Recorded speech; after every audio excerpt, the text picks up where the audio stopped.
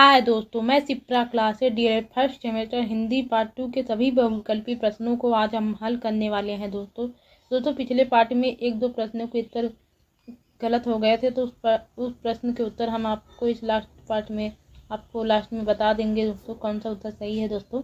इसलिए मैं क्षमा चाहती हूँ दोस्तों। चलिए दोस्तों, आज का पहला प्रश्न देखते हैं। निम्न में उद्धरण अवतरण चिन्ह है। आ बिंदी और कामा, बा प्रश्नवाचक चिन्ह, सा डबल इन्वर्टेड कामा, द इस लाघव चिन्ह। तो दोस्तों इसमें सही ऑप्शन आपका है दोस्तों सा ऑप्शन डबल इन्वर्टेड कामा, ये उद्धरण अवतरण चिन्ह है दोस्तों। इसे इंग्लिश में डबल इन्वर्टेड कामा कहते हैं। जब कोई वाक्य जैसे होता है तो उसको डबल इन्वर्टेड कामा में बंद करना रहता है, तो इसका प्रयोग करते हैं। चलिए दोस्तों, आज का दूसरा प्रश्न का देखते हैं।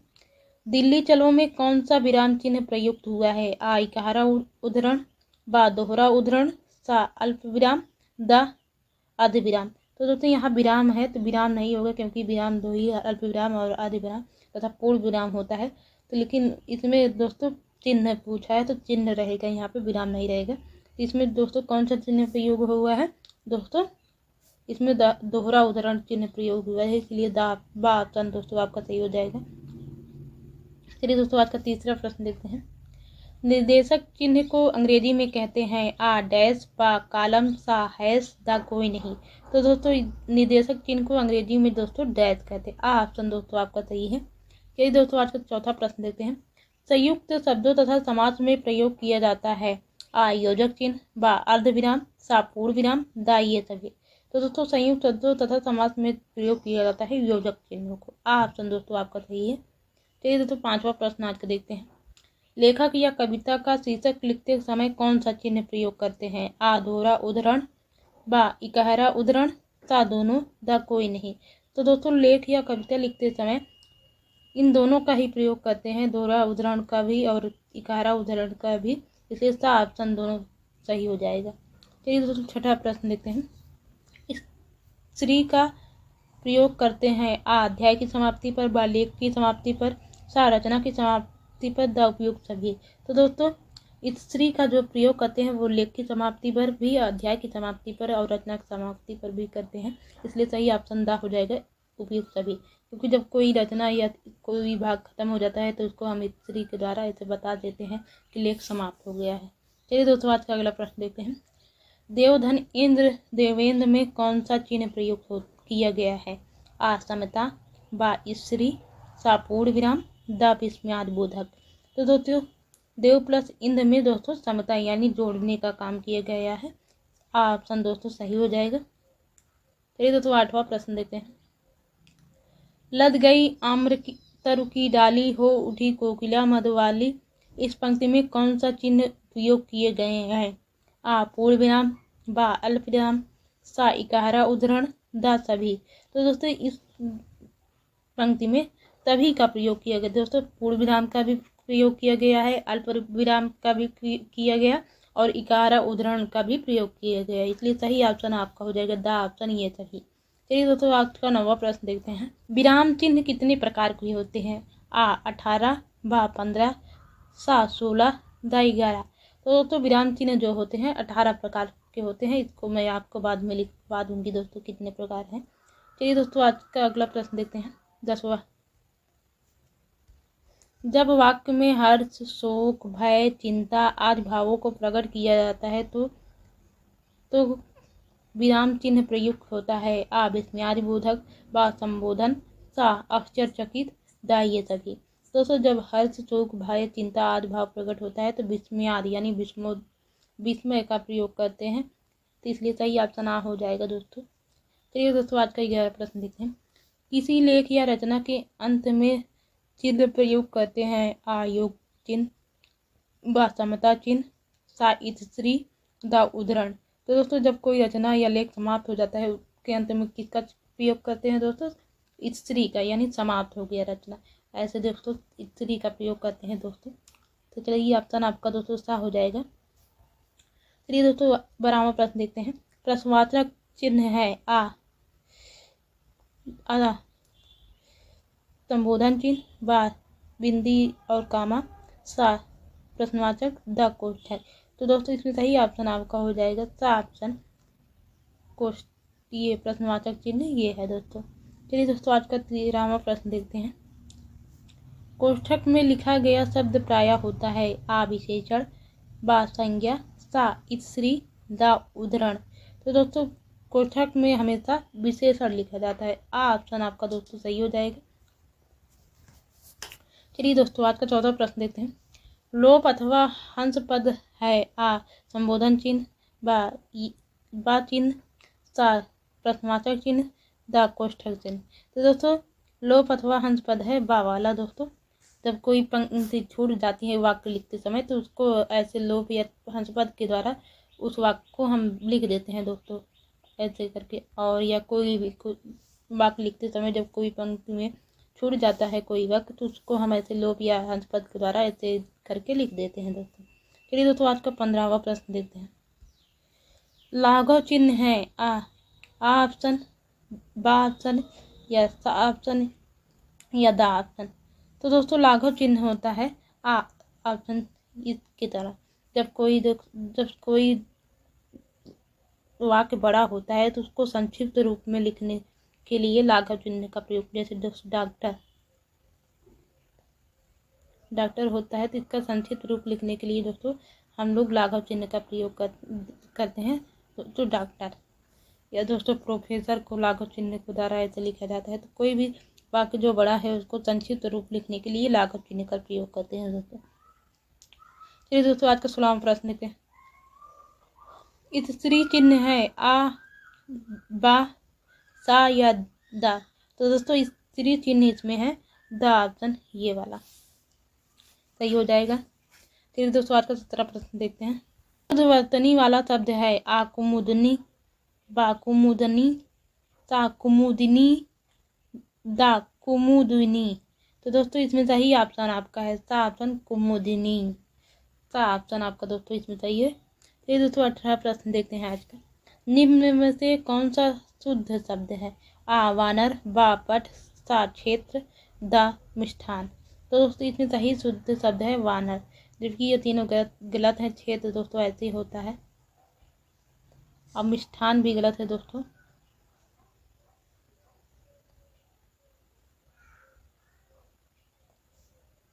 चलिए दोस्तों 19 प्रश्न आज का देखते हैं। शुद्धवर्तनी वाला शब्द है आ श्रृंगार, बा श्रृंगार, बा श्रृंगार, दा श्रृंगार। तो दोस्तों इसमें सही शुद्ध है दोस्तों सा ऑप्शन श्रृंगार। फिर दोस्तों 20वां प्रश्न आज का देते हैं। अशुद्ध वर्तनी वाले शब्द का चयन कीजिए दोस्तों। अशुद्ध वर्तनी अत्युत्तम, बा अभ्युदय, सा अत्यधिक, दा अन्वय। तो दोस्तों जो इसमें गलत है दोस्तों वो है दोस्तों बा ऑप्शन अभ्युदय, ये दोस्तों ऑप्शन गलत है।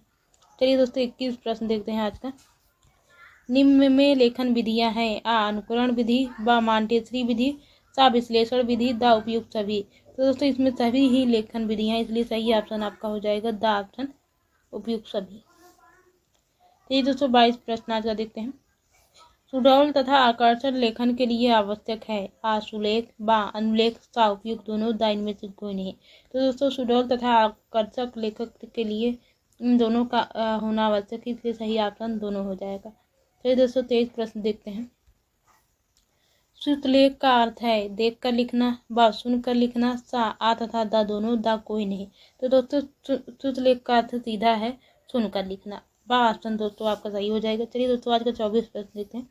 निम्नलिखित में सुंदर लेख के गुण हैं आ अनुपात, बा शिरोरेखा, सा मात्रा प्रयोग, दा सभी।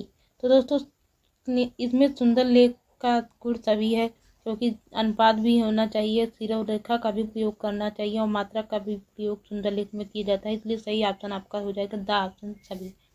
चलिए दोस्तों आज का 25 प्रश्न देखते हैं।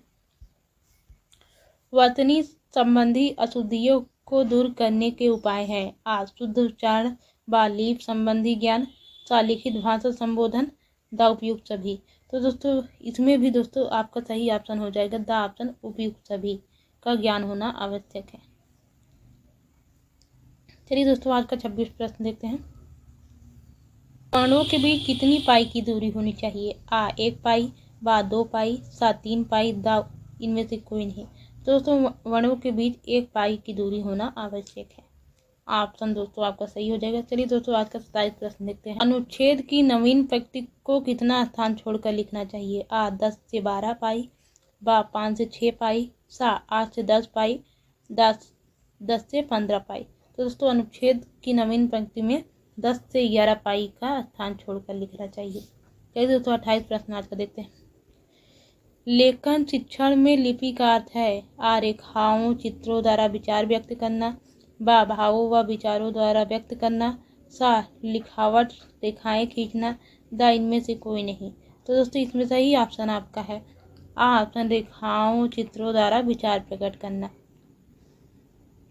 चलिए दोस्तों 29 प्रश्न आज का देखते हैं।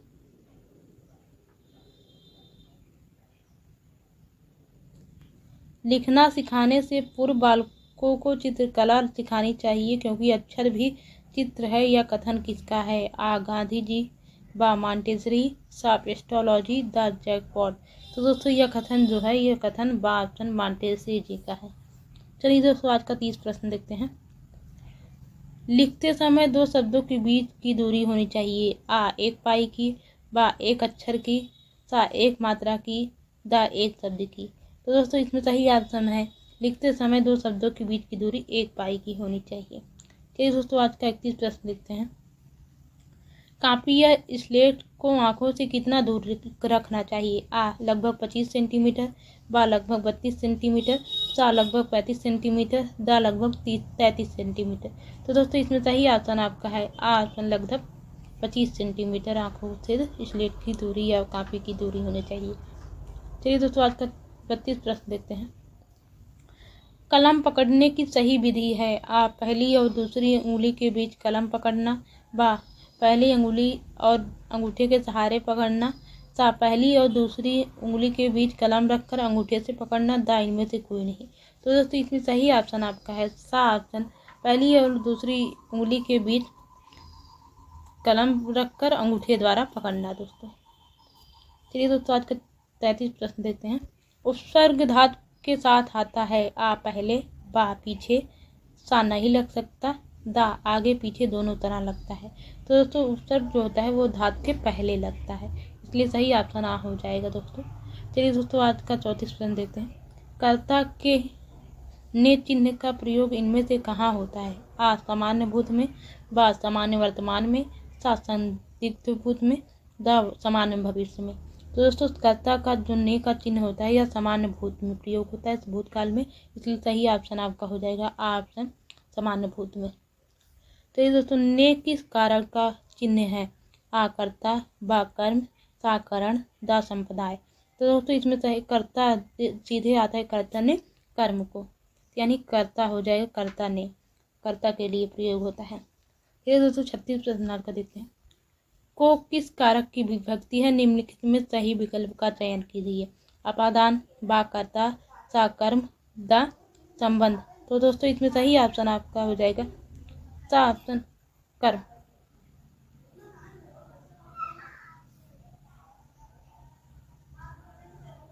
चलिए दोस्तों 34 प्रश्न देखते हैं। कारक के कितने भेद होते हैं? आ 7, बा 8, सा 9, दा 10। तो दोस्तों कारक के 8 भेद होते हैं। कुछ लोग 7 लिखते हैं लेकिन सही कारक के 8 भेद होते हैं। अब ऑप्शन दोस्तों सही हो जाए क्योंकि इसमें एक संबोधन का भी होता है, तो इसलिए सही ऑप्शन आपका है दोस्तों 8। चलिए दोस्तों आज का 38 प्रश्न देखते हैं।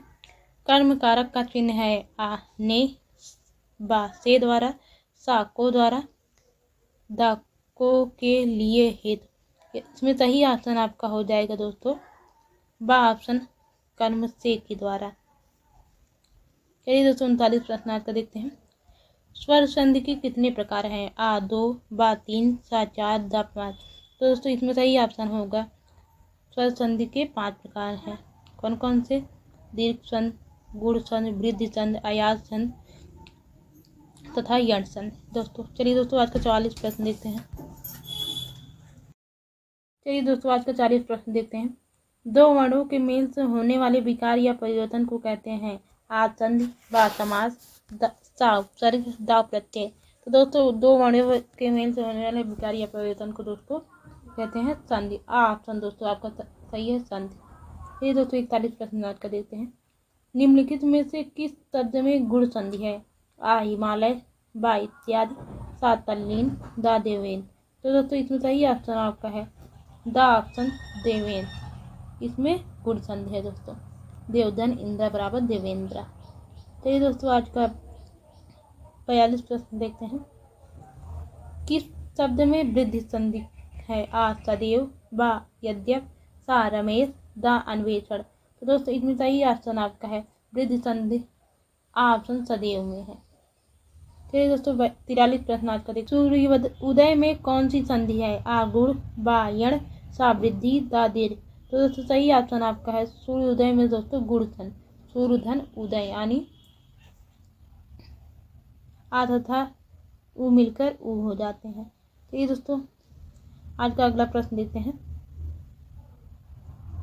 देशार्पण में कौन सा समास है? आ तत्पुरुष, बा द्विगु, सा अव्ययी भाव, सा दा कर्मधारय। तो दोस्तों इसमें सही ऑप्शन है आपका है तत्पुरुष यानी देश को अर्पण। देश को अर्पण तत्पुरुष समास दोस्तों सही है। चलिए दोस्तों 45 प्रश्न आज का देखते हैं। यथारुचि में कौन सा समास है?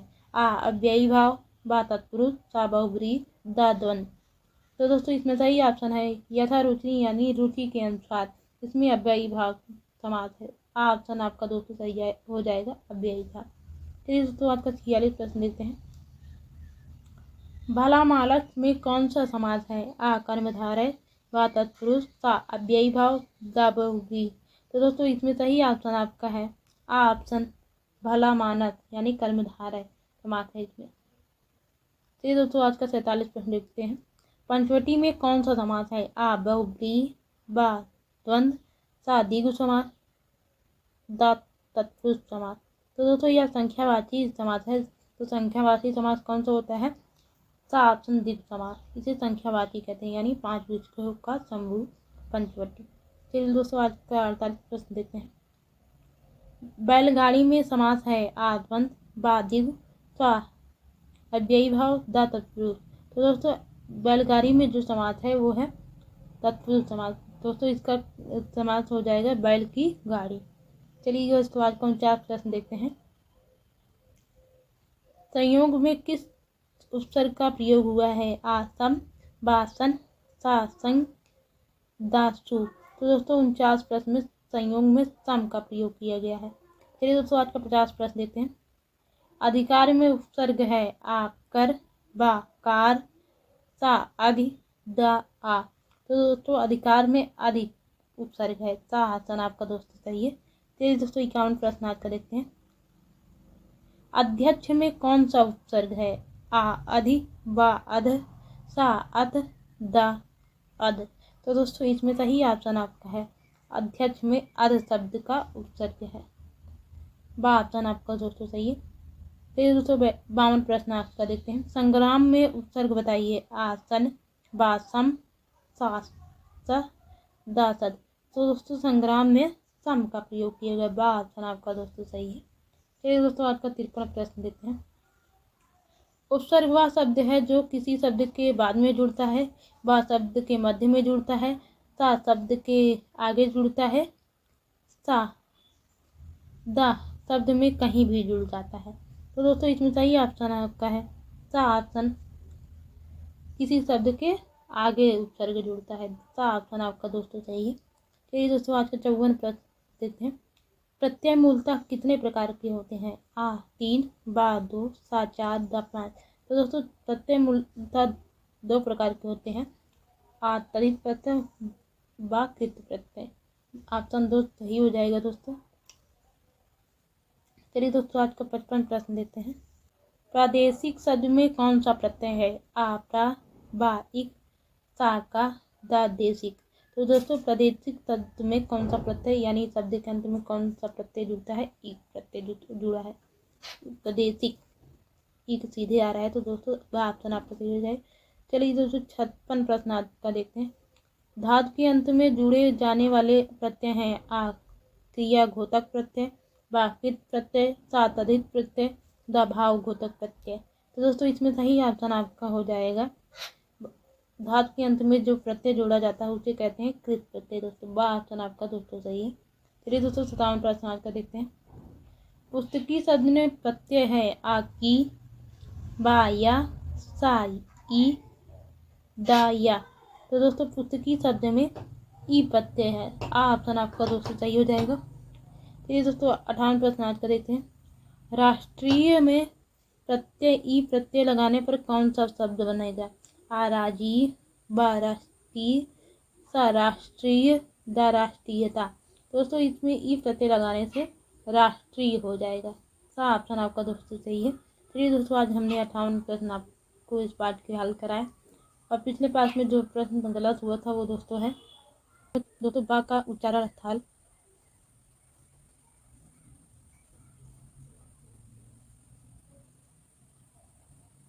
ओष्ठ होता है दोस्तों, उसमें दोस्तों कंठ हो गया था तो कंठ गलत है, ओष्ठ सही है दोस्तों।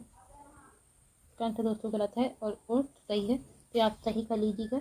इसके लिए मैं आपसे बहुत बहुत क्षमा चाहती हूँ।